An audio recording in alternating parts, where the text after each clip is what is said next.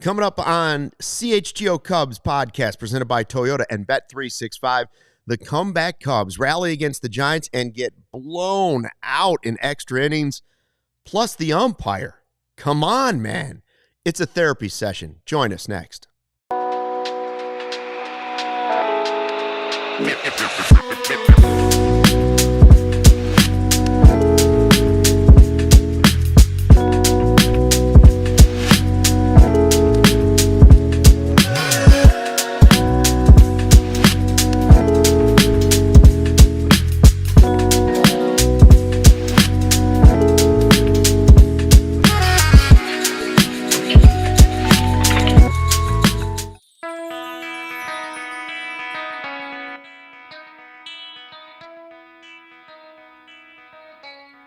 Hey, Chicago, what do you say? This is the CHGO Cubs podcast driven by Toyota.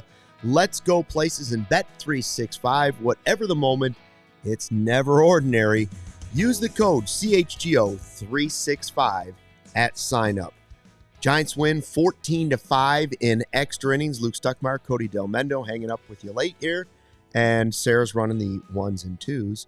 We're hanging up, hanging out, whatever you want to call it. That was an interesting game, Cody. It was, I don't know if the Cubs had any business really being in the game, but there they were, down 2 in the 9th inning. They never give up. They face adversity. They overcome adversity. They get to extra innings. And then if Presley was everybody in the bullpen was great, except for Presley. And it just was, I don't know if I've ever seen an extra inning. Well, Wrigley Field's never seen one single extra inning like that. 9 runs by the Giants. Yeah. Well, with this new ghost runner rule and everything, I think that can be why. Although anyway. the ghost runner scored and then 8 more scored after it. He just couldn't get an out. Yeah, no, I let's just be honest. And this is, do not take this as an excuse. Let's be honest, though. Start an inning with no one on base compared to starting an inning with runners on base. It does change the mentality, but yeah, when you guy don't get he didn't even get an out. It's every ball that was batted off him was a hard hit, was hard contact. Does one game or one horrific inning like that, because it wasn't like he was walking the bases loaded and then giving up a grand slam and walking them loaded again. Mm-hmm. It was just a constant parade of base runners. Does one inning like that take Presley out of your circle of trust?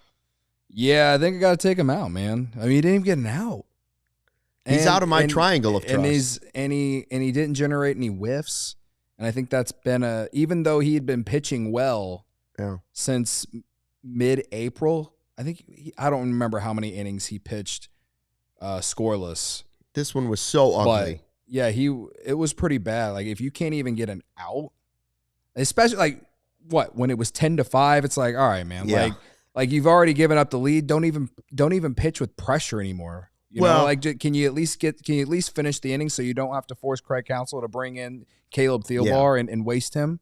He couldn't do that. He wouldn't have given up all of those runs had it been a normal relief appearance, because they would have had the quick hook on him. But once you're that far behind, it's like, can we try and save one more pitcher for tomorrow? Right. And they couldn't. He couldn't do it. So if you go through the inning, go through the top of the 11th, it starts with Ramos double.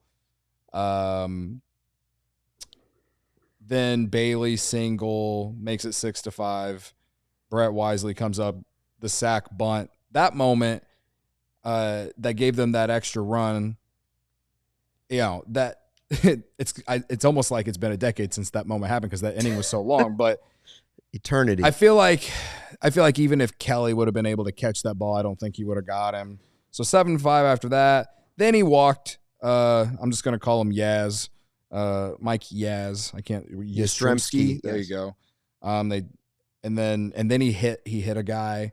So you talk about giving up all the hits. The inning was so long. He did walk a guy. He did hit Willy Adames right after, which led to runs, and then just single.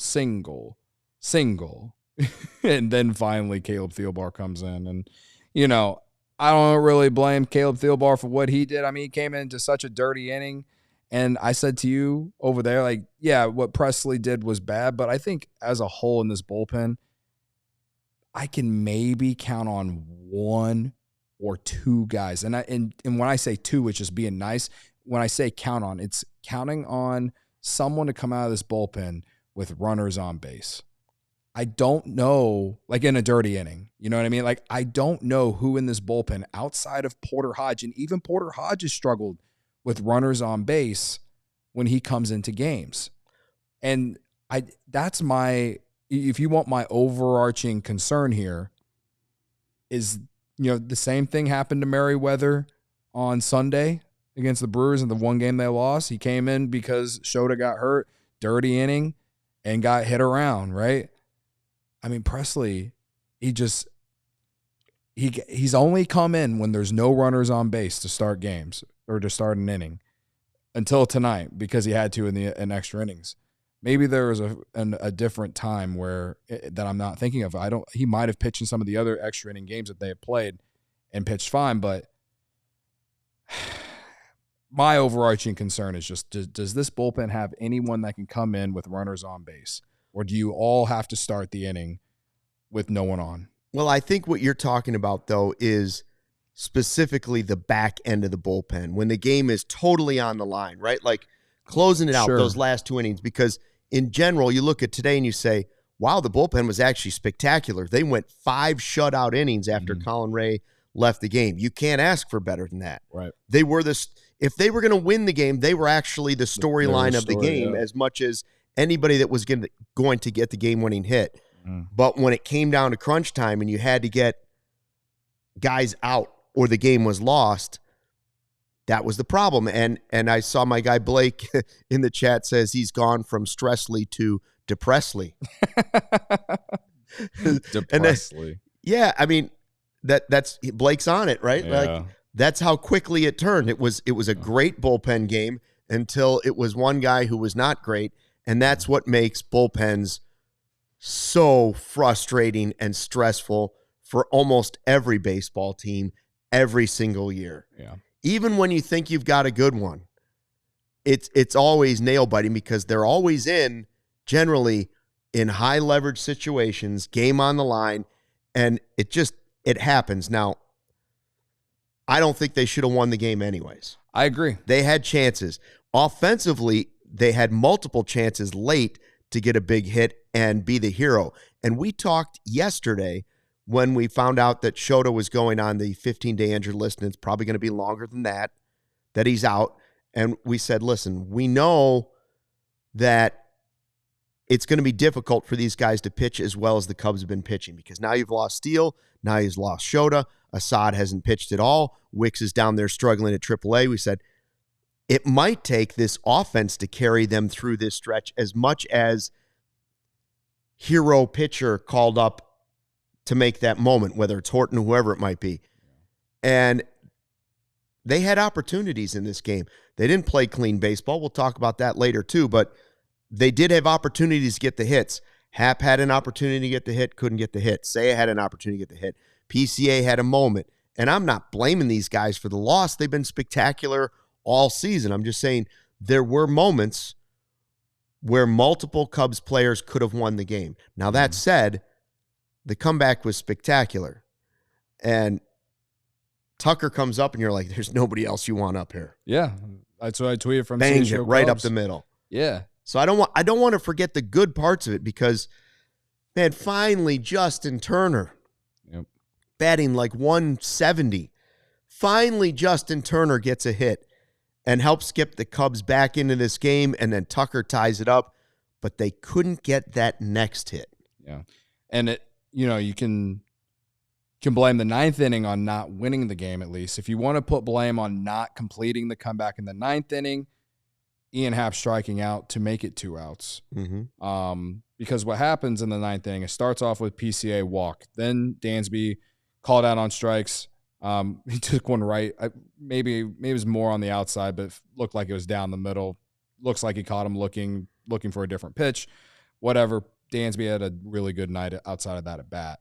Carson Kelly pinch hits for Amaya, and he walks. So there's this pitcher on the mound at the time, before the Giants switched him out, he did not have command. And so you had PCA and Kelly on first and second. Mm-hmm. Justin Turner comes up and shoots one to the opposite field. Really nice hitting. Right? Really good situational hitting, right? To the right side.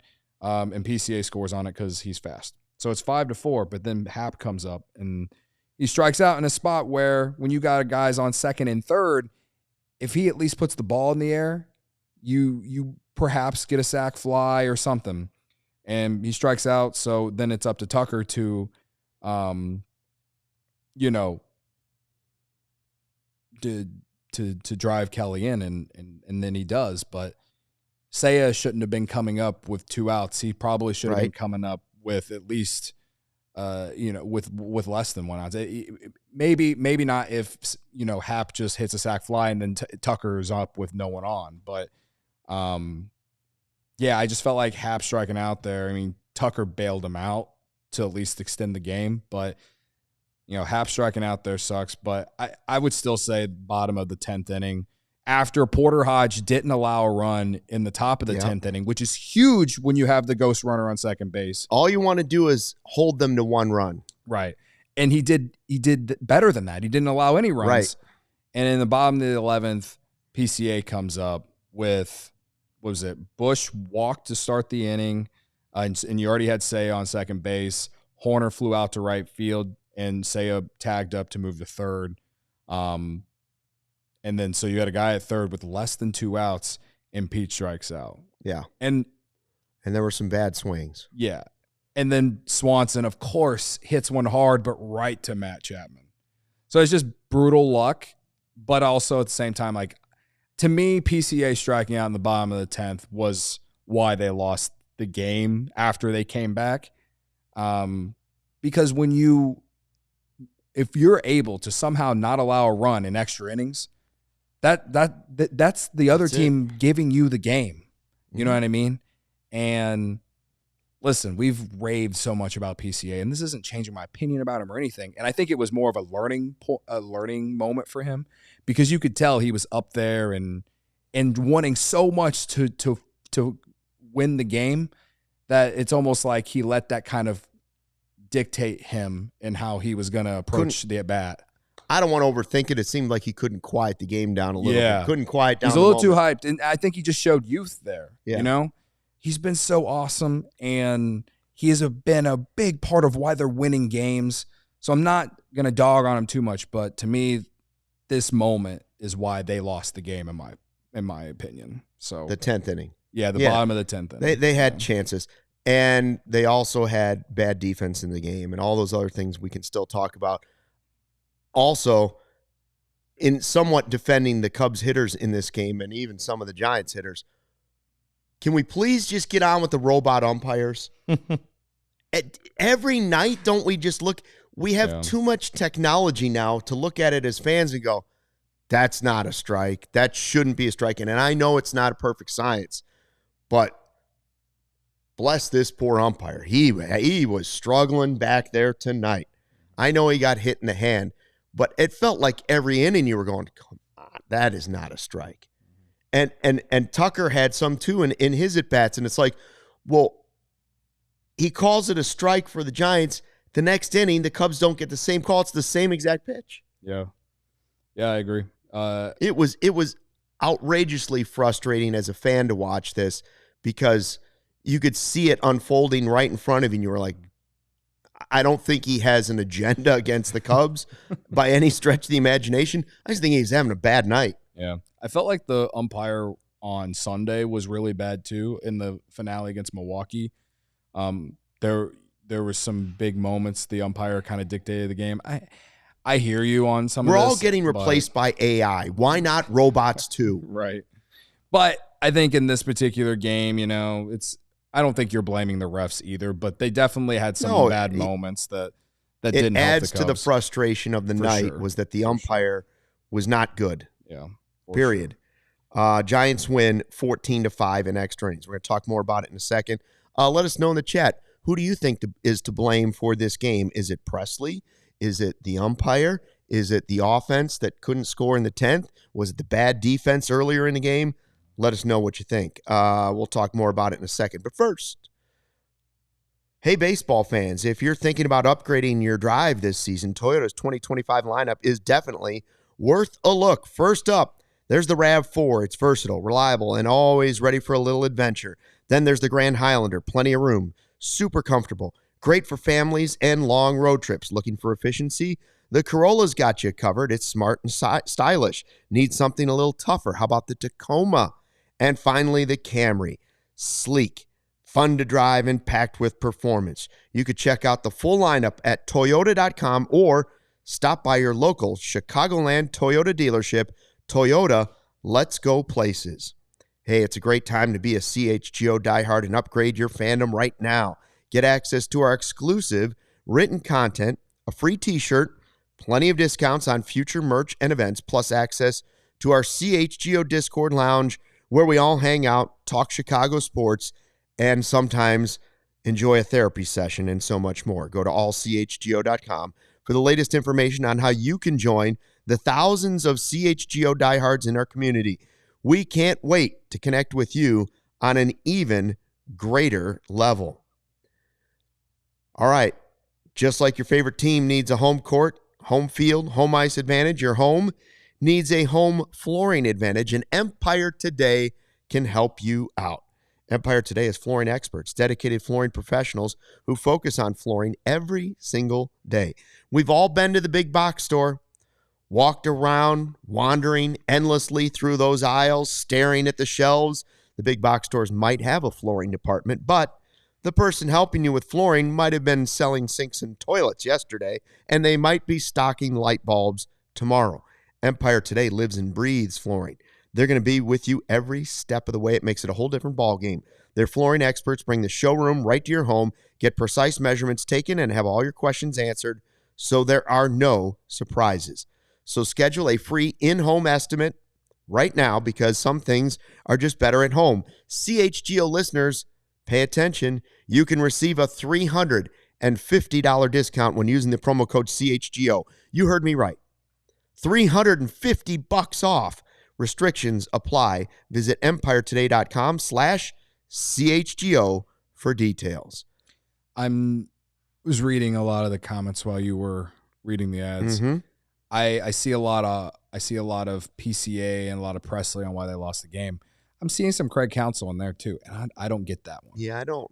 What it like? I don't Craig, know what Presley. What was Craig Counsell supposed to do? He went to five relievers. Yeah, I mean, all worked until Pomeranz worked, Keller worked, Palencia worked, Flexen worked, Hodge worked. Right.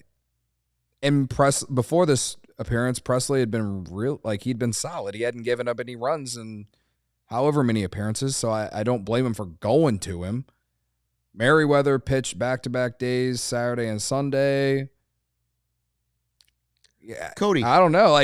Cody, let me repeat the names. Could have pitched him instead. This is no disrespect to anybody that I'm about to mention, because they were all great. Yeah. But if you told me going into the night that Justin Verlander was on the mound for the Giants and the Cubs were going to go with Colin Ray, Drew Pomeranz, Brad Keller, Daniel Palencia, Chris Flexen, and Porter Hodge, I would have said the Cubs got blown out in this game. Instead, Colin Ray gave up 5 innings, 5 runs, 4 earned. The Lee home run, he wasn't terrible. And the 5 guys that came in after that did a great job. Yeah.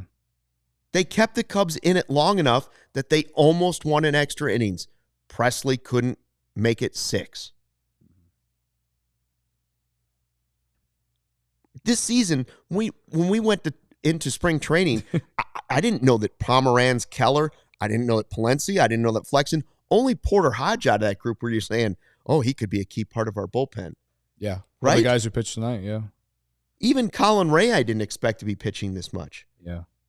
I think if we're going to blame Counsell because they didn't tell Pete to bunt, I mean, Pete could have tried to bunt. What if he gets to 1-2? You still want him to bunt? I don't know. Also, and he hasn't been a great bunter. Plus, he's been hitting the ball well. Yes. You know, I don't. And if he does bunt, what if he bunts it and it doesn't lead to the run? Are you gonna blame Counsell for that then too? Like, I don't I don't agree. If that's why some people are blaming Counsell, if you would have called for the bunt, it's not even that I think he's bad at bunting either. The guy has been hitting.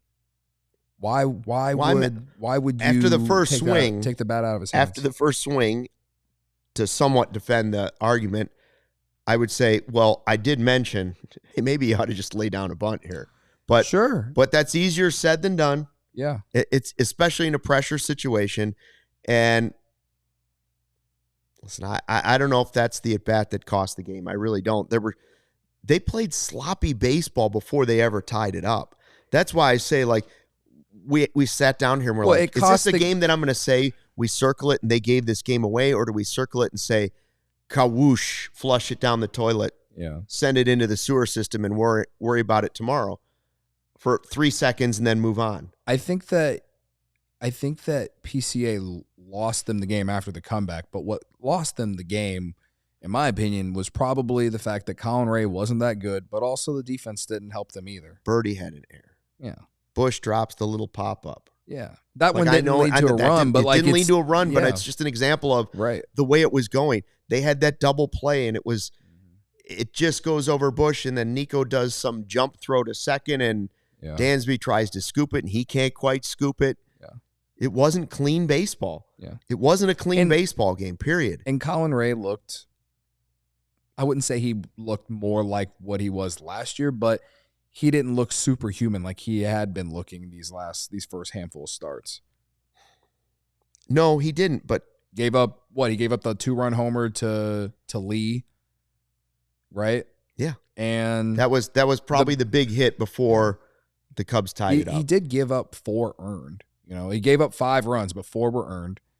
The flip side is think if you're the Giants and you had Verlander on the mound, you were going against this 6-headed monster bullpen thing that the Cubs had thrown out there, and you had a 4-0 lead and a 5-2 lead, and you led 5-3 going into the 9th inning. Can you imagine how demoralizing it would have been for the Giants to lose that game? That's why I say you always got to look at what the other guy's thinking. And so I don't think the Cubs gave it away. Now, it would have been a signature win and a great comeback, and you would have said, this team is different, this team is different. And I still believe that. I'm excited by the fact that somehow they found a way to get the game tied. Mm-hmm. But that's kind of how I feel. So I'm not going to let 1/2 inning that was a complete dumpster fire ruin the whole night, because Keller was good, Palencia was good, Flexen was good, right? Like, Carson Kelly gets that 9th inning walk, keeps doing what he's doing. Miguel Amaya hit a 2-run homer, and you're like, geez, what more can you ask for from these catchers? Right.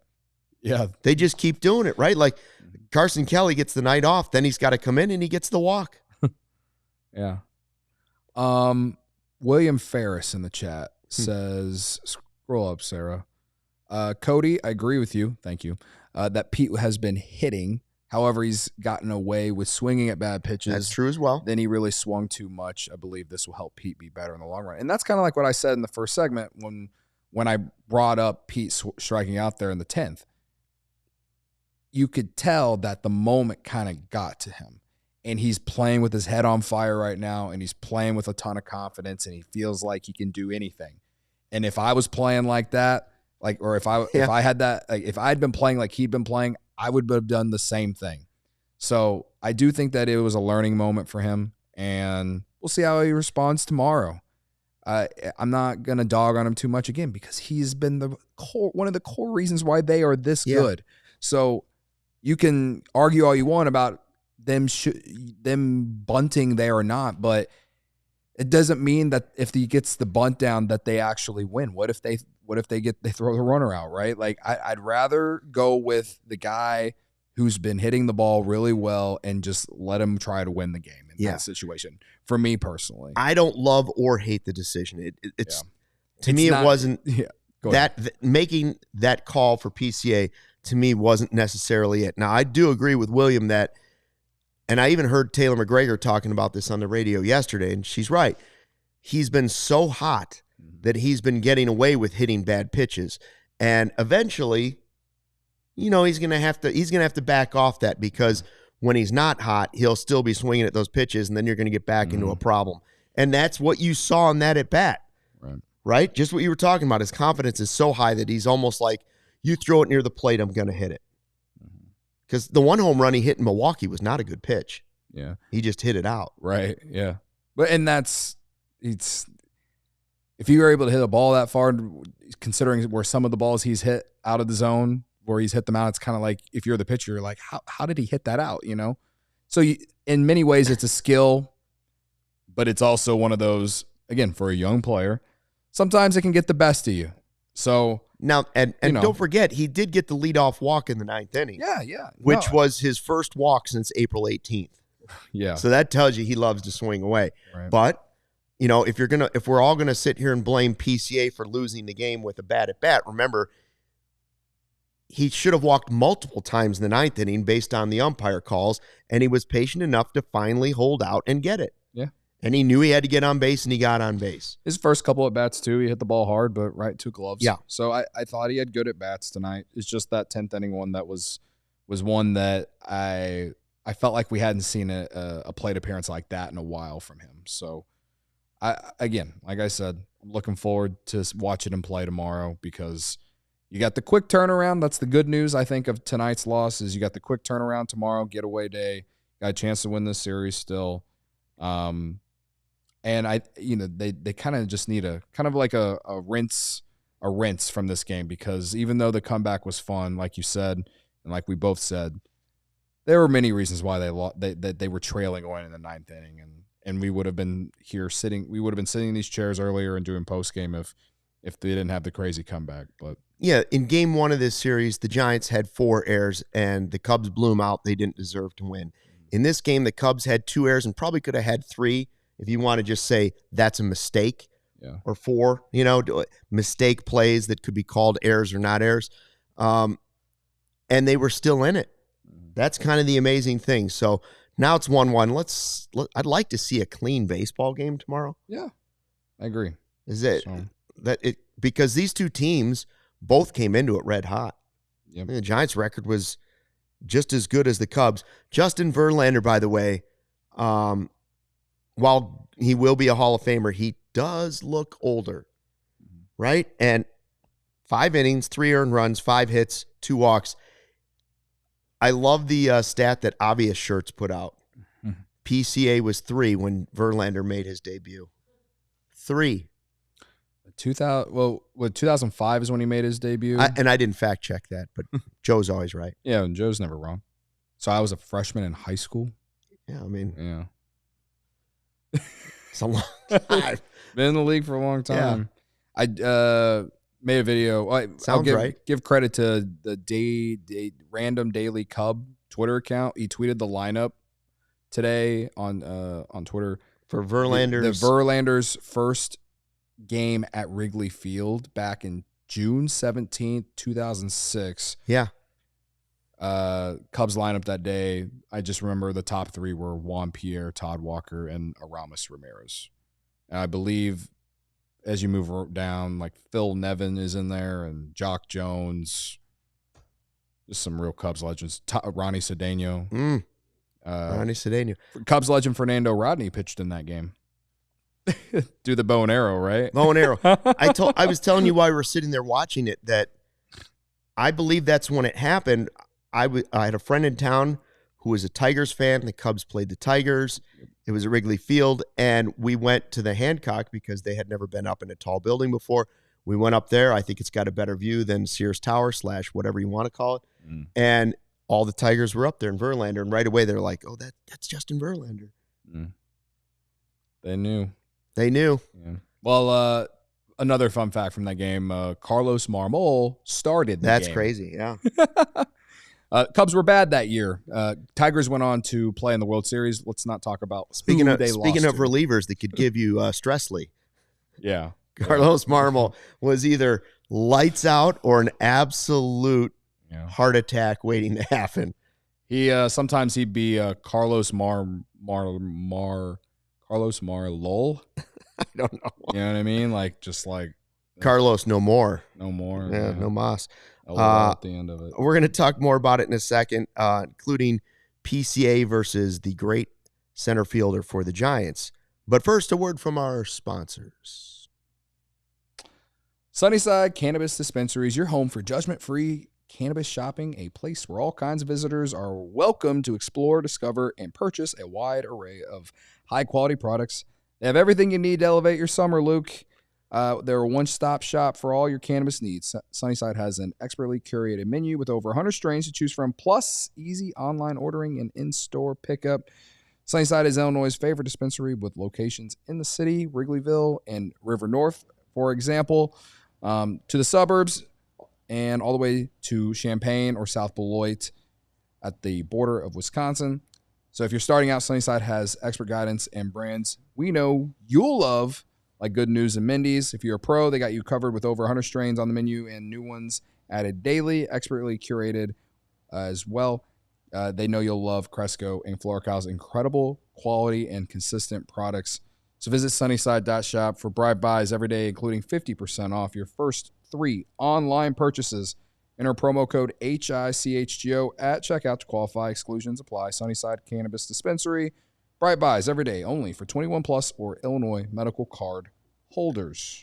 Our friends at Shady Rays are helping you get in the right frame of mind with their premium polarized shades that will not break the bank. Shady Rays is an independent sunglasses company offering a world-class product rated 5 stars by more than 300,000 people. Their sunglasses have durable frames, crystal clear optics, making them the perfect choice for all outdoor adventures. And with so many colors available, you're bound to find one in your favorite team's colors. If your shades ever go missing or they take an unexpected hit, don't sweat it. They have the most insane protection in all of eyewear. Every pair is backed by their lost and broken replacement program. If you don't love your shades, exchange them for a new pair or return them worry-free within 30 days. There's no risk when you shop. Their team always has your back with personal and fast support. CHGO listeners and viewers, go to shadyrays.com and save 35% off polarized sunglasses with the code CHGO. More than 300,000 people have rated Shady Rays 5 stars, so use the code CHGO today at shadyrays.com.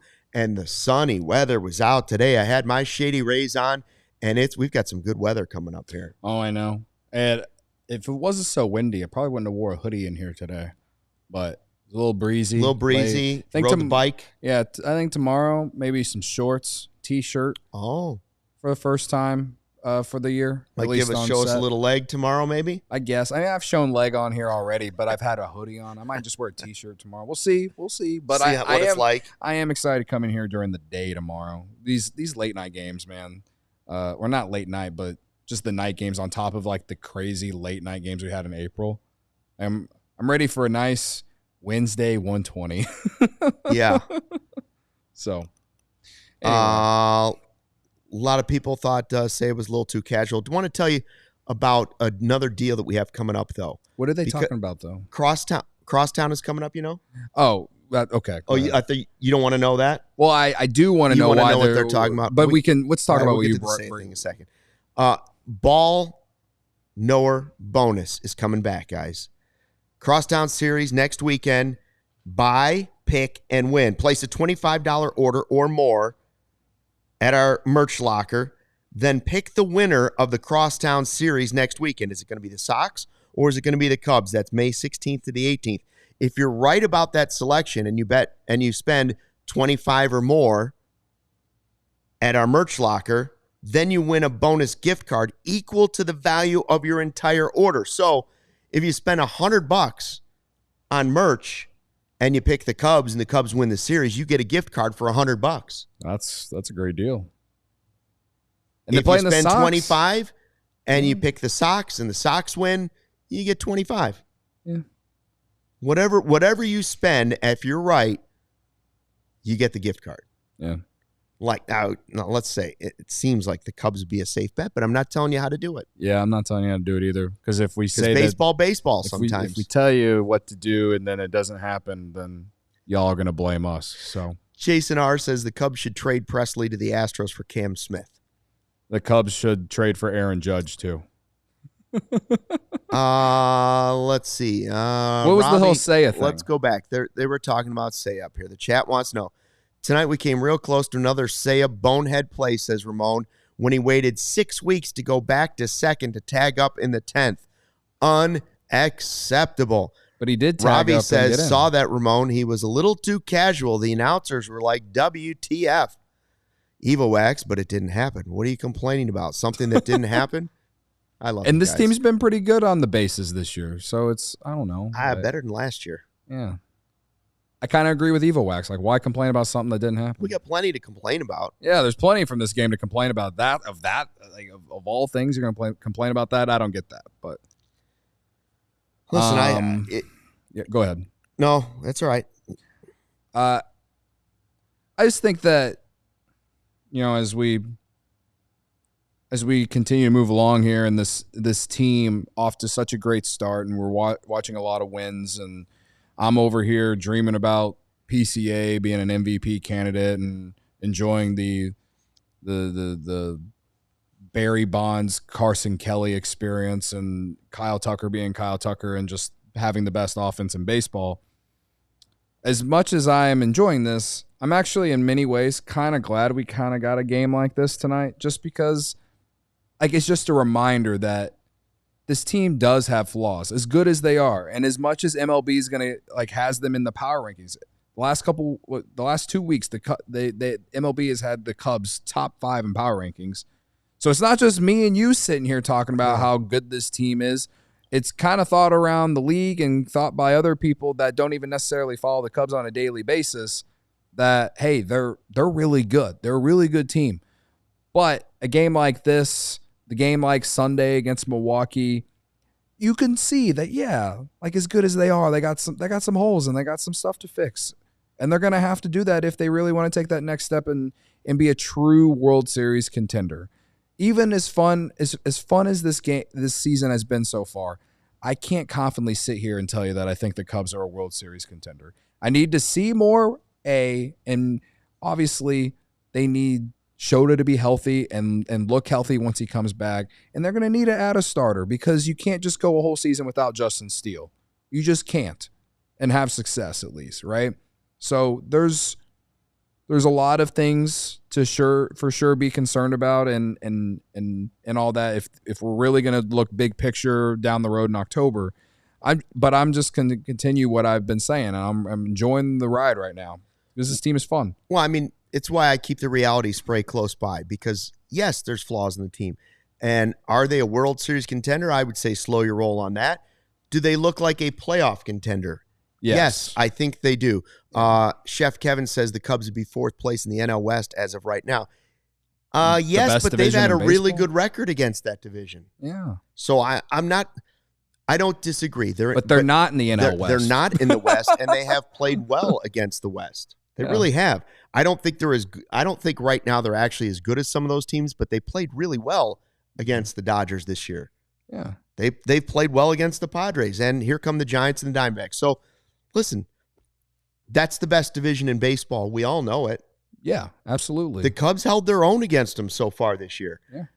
That doesn't mean I don't think that they're fortunate to be in the division they're in. And I think they know that. And I think that's why some of the moves don't happen, because they know they're in that division and they believe, well, you can get to the postseason. And once you get to the postseason, anything can happen. I just think that conversation is a complete sidebar. Yes. It has nothing to do with what we've said about how fun the team is or how good the team is. 100%. That's a front office conversation. Yes. Actually, that's more of an ownership conversation than it is front office. Yeah. Right? Because I've seen people complain about Jed with the whole Presley thing. Well, it's like they did try to sign Tanner Scott, and I guess in that case, that's on the front office more than it is ownership, because they just didn't want to give him the extra year. And by the time they decided to give him the extra year, Tanner Scott's like, nah, I'm just going to go to the Dodgers instead. Who should I blame on that? I guess the front office, but also we've talked about it at ends about how ownership seems like, even though Tom said that he expected the team to be at first-tier luxury tax into the season, why are we $30 million below right now? You could have signed Max Fried, right? You could have just said, let's go get Bregman and have that third baseman. What I don't want to rehash this every single time they lose a game. But I am saying that a lot of these things that everyone kind of complains about with this team, it all just kind of points back to ownership to me, at least in for this particular season, it points back to ownership than it does the front office, because we can also flip it like we did last night and talk about all the moves that Jed has made that has brought this team success, like Carson Kelly and Colin Ray and Matthew Boyd. Yeah, and I don't think we have to do it after every single loss. I know, right? Like I it's don't just want a lot. There's a lot of it in the chat tonight, and I know. And Chef is right; they'd still be in fourth place, but they've also played the most difficult schedule in all of Major League Baseball. Yeah. So you have to factor that in too. Yes, they would be in that spot, but remember, they played very well against that division, which makes it the toughest division. Eventually, those teams are all going to cannibalize each other a little bit, because that's going to be just a gauntlet when they have to play their division games. So I'm not saying the Cubs are better than the Dodgers. I'm not saying the Cubs are better than the Padres. I'm not saying the Cubs are better than the Diamondbacks, but they've played well against them, and they have proven so far that they're better than the Reds, the Brewers, the Cardinals. Yeah. They've definitely proven that they can hang with them. Yes.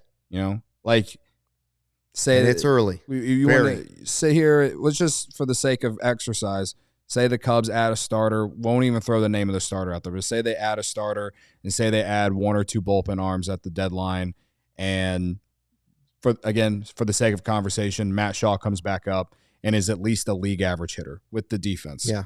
You telling me that you don't like that team going up against the Diamondbacks or the Padres or heck, even the Dodgers? Now, I'm not saying they're going to win, but at least have a shot. Do you think that team could hang around, at least hang around? And who knows, because we know how October works. And I'm not, and sidebar to this, I'm not saying that that's how we should always view it. Of course, I'd wish the Cubs would just spend all this money and put themselves in a really good position to always just kind of dominate everyone. But just for what we've seen, for what this offense has done and what this pitching staff has done, if you add some pieces, I do think they can at least hang around with those teams in the playoffs. I do think that they can do that. So they'll have to find the right piece. Somebody asked me today, what about based off what we saw with Showed It Down, what about going and getting Dylan Cease? And I was like, the Padres aren't trading anybody right now. Yeah. Padres are one of the best teams in baseball. So, it got me to thinking today. We were watching Lee hit the home run. We said, well, this guy's pretty good in center field for the Giants. And we were wondering about, okay, so where PCA is off to this hot start. His sample size is smaller than some of the other guys out there. Mm-hmm. There's some pretty good center fielders out there, right? And we did it before the season started.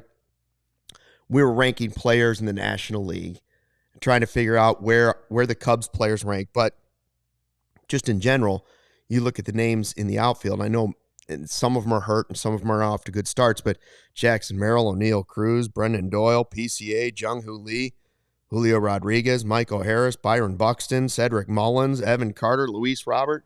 I mean, Javi Baez. Dare I say, Javi Baez. And that's not even like a joke. He's Elmago's been great. He's actually having a good season. Yeah. I'm so happy for him, to be honest with you.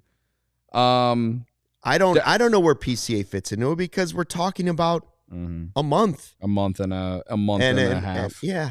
A month and 6 days into the season.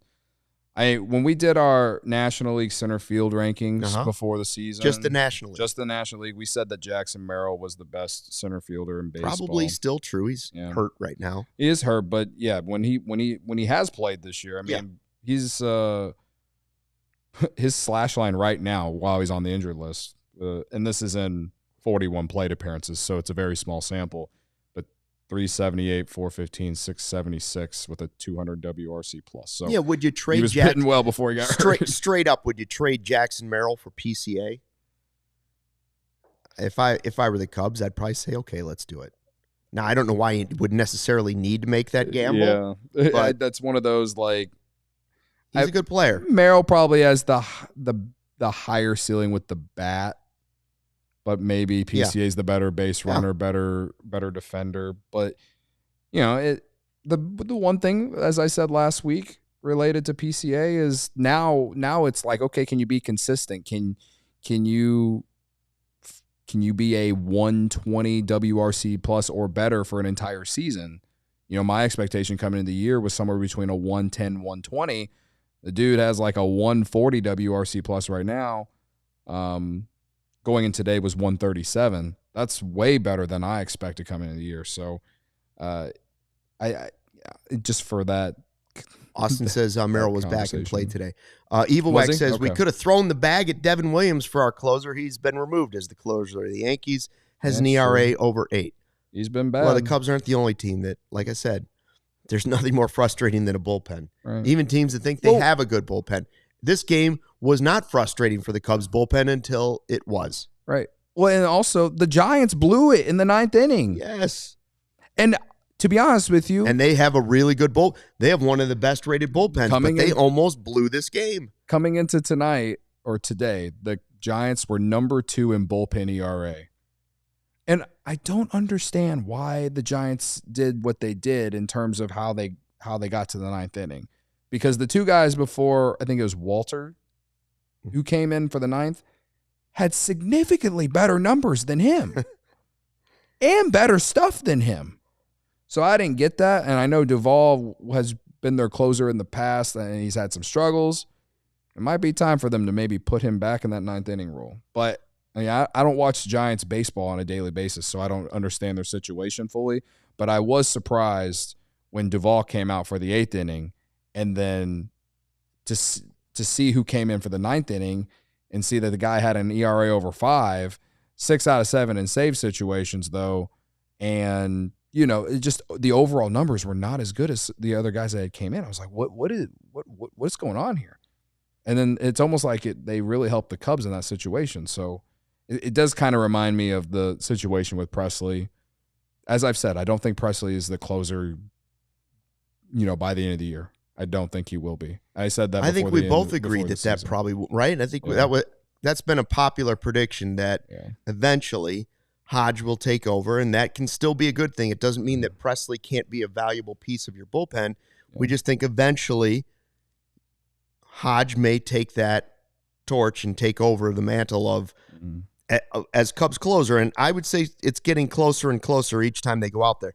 We talk about relievers, and like I've said, it's a Pepto-Bismol deal. Like, it doesn't matter who they are. Even Porter Hodge has given you moments where you worry about it, and got me to thinking today, with it being the anniversary of the Kerry Wood game, the 20 strikeouts. And as I was driving in today, I'm like, well, I know that's the most dominant game I've ever seen pitched. It's not even the way that he pitched it.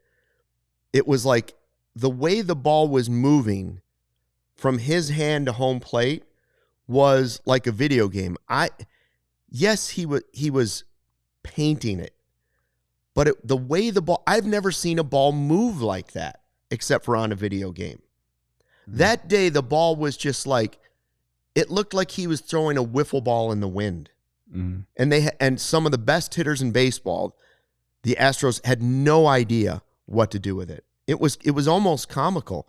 And so you're thinking to yourself, man, couldn't we find, when can we find a guy like that? That's what I want to see my closer have. That's when I'll feel confident. When you have a guy on the mound like Kerry Wood had when he was throwing 20 strikeouts, that's when you'll finally feel confident at the end of the game. So that means never, because you'll never see that again. Because guys almost everybody throws 90-something now. Unless Mason Miller is coming to the Cubs. Oh, boy. Don't get the chat started. Oh. I got the chat started with that one. But I don't think he's going to come to the Cubs. And the A's are like 3 or 4 games above 500. They could be buying in July. You know what I mean? But I think there's just a very short list of elite closers in this game right now. And to me, he's probably the best one. And the whole thing with Presley has just been the fact that he doesn't generate enough whiffs. And I think he's a guy who can, in certain situations, he can go out there and get you 3 outs late in the game. And he saved. He didn't even necessarily blow a save tonight. I don't think he's technically blown a save at all this season. He's just had, like, when the moments have been bad, it's been bad. Yeah, I don't remember. And when he's had good moments, it's not exactly like, it's still not really necessarily encouraging. The reason that I had him in the circle of trust was just, the results were coming. Yeah. He was getting outs. Heck, that one game against the Diamondbacks that we were talking about earlier at Wrigley, that Friday game where Kyle Tucker hit the go-ahead homer in the 8th inning with the wind blowing out and everything. Brian Presley went out there in the 9th inning and got the save, and it wasn't even, like, stressful. You know what I mean? Tonight, can't get. What did he end up with tonight? 6 runs, 5 earned? I don't even. I stopped counting after a while. I think it was 6 runs, 5 earned for him in no outs. Yeah, it was real tough to watch. Jason says Presley has a 15% K rate. That's not great, Bob. Yeah. No, I know, and the metrics weren't going good going into it. We have 2 Toyota Super Chats. Knight 6776 for $5 says, DFA Presley. Why did Hoyer get this bum? There is no reason why there is a reason why the Astros demoted him. They didn't demote him. They traded him. Well, they demoted him from his closer role last year. Oh, you mean last year? Yeah. Well, they did sign Josh Hader, who is, for the last 5 to 7 years, he was looked at as one of the best closers in the game. They gave him a lot of money. I would say that, that's probably why they went and got him. But you can go back at the Astros season last year, and they ended up putting Presley back in the closer spot as late in the year, I thought. I still feel like he can be a valuable piece in your bullpen. Yeah. You're not DFAing and walking away from him, but you might take him out of the closer role eventually. I don't know if his knee's bothering him. Yeah. He had the knee was drained not too long ago. That's a good He's point. pitched fairly well since then. Rob with a Toyota Super Chat as well says, was this Presley's last game for $2? I'll be surprised if it is. No, unless we find out his knee's bothering him again. Yeah. But I don't know. Do you mean last game this week? Or do you mean last game ever for the Cubs? That's definitely not happening. Last game ever. Yeah, sorry, sir. It's not happening. Yeah. That's not happening. To finish my point about the whole thing with the whole thing with Hader, mm-hmm. I know Hader struggled last year for the Astros at certain points too, and I think they gave Presley some opportunities in that 9th inning. I don't follow the Astros on a daily basis, so correct me if I'm wrong. I'm sure all of you will. But it still just comes back to there's just very few closers who are so consistently good on a year-to-year basis. Yeah. But my goal all year has been for Porter Hodge to be the closer. But in this game in particular, though, he didn't blow a save. No, he just didn't have it. Jason in the live YouTube chat here at the new CHGO Cubs YouTube channel, which, by the way, make sure you subscribe and hit the like button for us and tell somebody about it. I know people have had trouble finding it because the algorithm hasn't picked it up and doesn't know what we are yet. But so tell somebody to go ahead and look for it and check out our other content. That's why we ask you. That's why we ask you to like the video too. That's why we beg for the likes. Jason says Hodge, Keller, and Thielbar should all be ahead of Presley. And that's why they came in before Presley tonight in a way. I could totally get on board with Hodge and Keller being the tandem closers right now. I feel better about them than I do about Presley. The answer is yes. I don't know that the Cubs are ready to make that move, though. I do think deep down Craig Counsell feels better about the guys that he mentioned in the chat. Yeah. Maybe not Thielbar, but in his heart, he might know. But in his heart, I think he does feel better with Hodge and some of the other names. I do think that Daniel Palencia is kind of becoming a dude. But the thing is Craig hasn't used him when the Cubs have a lead. He's only used them when they're trailing. Yeah. And there's a big difference. And that's going to take time. Craig did the same thing last year with Porter Hodge for his first couple months. So I don't know what it's going to take for Craig to have more confidence in going to Palencia with a lead or in a tie game. But Palencia is a guy that, he could be a real difference maker if he really, really keeps going in the direction he's going, and he's been awesome. So Ivy wants to know, do you think Hodge could have handled another inning? tonight, probably, but they also probably would have liked to have gone with less innings for everybody, so in case you need somebody tomorrow, because tomorrow is Ben Brown against Robbie Ray in the series finale. Chance to win the series still. To bounce off that, yeah, the going 2 innings, I don't necessarily know if there's anyone in this bullpen outside of Keller who Craig feels comfortable with going 2 innings with. Could he? Yes. And yes. I don't know if Craig does, though. 20K, and I think Eva Wax mentioned that Brazier and Miller are almost back. And, that'll be additions to the bullpen, and hopefully good additions to the bullpen. And you can start to kind of ride the hot hand a little bit. And whether we like it or not, I think with Shota out, you're likely to depend on the bullpen too. I said, yes, to me, it might be the offense that has to carry him, but you're going to see more pressure situations on the bullpen because most likely there's going to be 2 or 3 of the 5 starts. You're going to have a lot of bullpen arms throwing. Mm-hmm. And so they're going to have to, Counsell's going to have to be really good and really judicious about how he uses the bullpen arms to not overtax what we already think is a up and down at times bullpen. Yeah. It can be good like some it better was, than others. It can be good like it was tonight outside of Presley. No, it was it was great tonight until Presley. Right. But we've also seen it be bad. Like, Merriweather was terrible on Sunday, right? So and we saw that game in Arizona where the guys that blew up in that game aren't on the team currently. They're in Iowa, but I would just say they're middle of the pack bullpen right now. They're not elite. I don't think they're bad. I just think they're somewhere in the middle. So, yeah. But Ben Brown, you mentioned his name. Man, is he going to have to step up, huh? With Shota out, you want names of guys that are going to have to step up. And we've already talked about the possibility of Horton and Flexen pitched tonight in inning, and Flexen's been everything you wanted him to be. Yeah. So he got called up. I don't know how long it'll last, but he's been really good. But besides that point, Ben Brown's got to be good Ben Brown. He's got to be way more consistent. And even before Counsell knew the Shota injury was coming, he kind of called out his young starter, and then the next start was better. So now let's double that. Win the series tomorrow. Ben Brown pitches a really good game. That's what I'd like to see. Yeah, I'd like to see 6 from Ben Brown tomorrow. Come off a great start in Milwaukee. And what he did great in that start against Milwaukee is he did not walk dudes. So that's the key for me, is not walking dudes. And then when he gets to that, second, third time through the order, I know a lot of people have concerns considering he basically has 2 pitches. He has a changeup, but he rarely throws it because he doesn't feel comfortable with it yet. But they just desperately need Ben Brown to go out there and be a dude tomorrow. And I think he can deliver a good start tomorrow. Maybe better than good, but this Giants lineup's pretty good. I'm asking for at least 5 1/3, but man, I'd love 6. I'd love 6 tomorrow. Before the season started, if you'd have said, who are the most likely Cubs to have breakout seasons this year?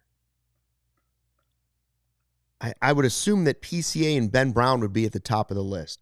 I know a lot of people want it to be Horton, but I think even maybe more than PCA, some people would have said Ben Brown, because a lot of people think Ben Brown can be that frontline starter, especially if he adds one more to his repertoire. But I still believe it could be a breakout season for him. It's been inconsistent early on, and the Cubs aren't thrilled with it.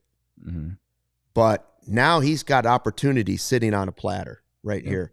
Shota is down. They desperately need somebody else to go along with their pitchers. They've got to have somebody other than Tyone and Boyd. Yeah. And so Ben Brown, here it is, man. Opportunities on a platter. This is the moment in your career for you to step up, grab it, and take it and become a frontline starter in the major leagues. Opportunities don't get bigger than this, and sometimes you don't get them that often. Yeah. So you got to take advantage of it.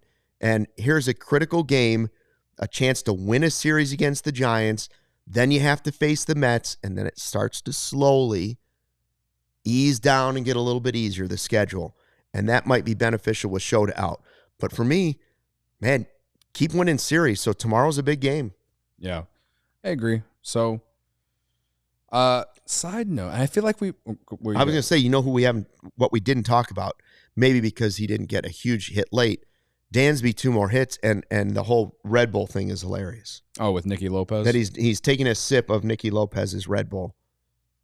Well, and since that's been the reason, allegedly. Everyone should start taking sips of Nicky Lopez's Red Bull. I guess. Yeah, no, he's in the 7-hole tonight, and there were people probably upset that he wasn't in the 8-hole because he'd been hitting well now. And I think anywhere in that bottom 3 of the lineup, that's where Dansby belongs in this lineup. So I'm totally fine with it. Amaya got to start tonight. I expect Carson Kelly to be back in there tomorrow, and just because of the early turnaround. So perhaps Dansby will be back in the 8-hole because Barry Bonds is going to be hitting 4th or 5th in the lineup tomorrow. Barry Bonds 2.0. Yeah, exactly. Other side note. Legally.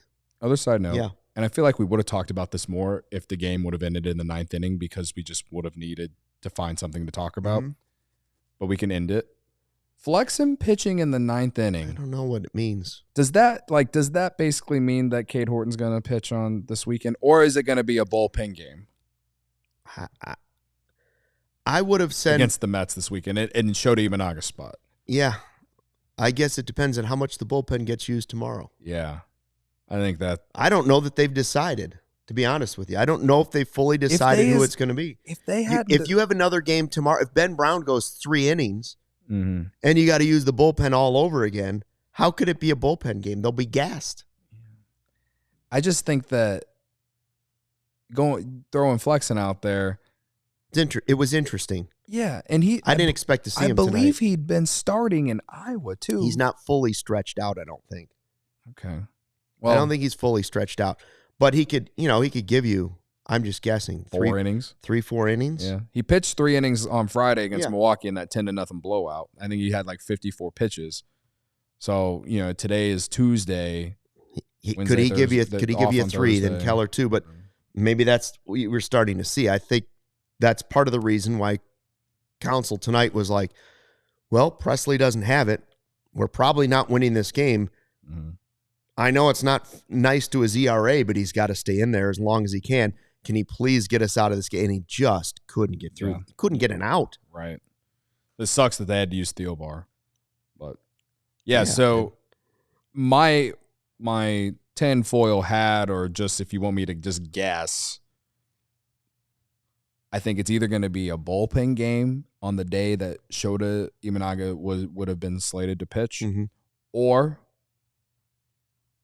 it will be someone who's not on this current roster and is in Iowa. Well, if Miller and Brazier are ready to come up, it'd be nice to have a wave of some fresh arms to come up if you're going to do something like that. So we'll see. They haven't announced it yet. Maybe we'll get something on it coming up. But I kind of think it depends a little bit on tomorrow's game. If they go the bullpen game route, then I would expect Flexen to quote unquote start. And if he can get through the Mets lineup twice, I would guess for Craig Counsell, that's 3 or 4 innings. And you still have Thursday off. Yeah. So if we just line it up 3 or 4 innings for Flexen, maybe Keller for 2, and then you hopefully have a lead and you can go with your high leverage guys. Yeah. That would be my guess for this one particular start, and then maybe they call up Horton next week to face the Marlins or the White Sox. How about a like spike on the way out? Sarah says, how about a like spike? Thanks for checking us out tonight on the new CHGO Cubs YouTube channel. Tell a friend, tell a family member. Cubs lose 14-5 after they tie at 5-5. In the 9th inning, they get blown out in extra innings. Thanks to everybody that joined us tonight. We'll be back after the game tomorrow afternoon. Series finale. Cubs going for a series win. Let's get it done. Until then, thanks for watching and listening, and fly the W. We all silly like the mayor.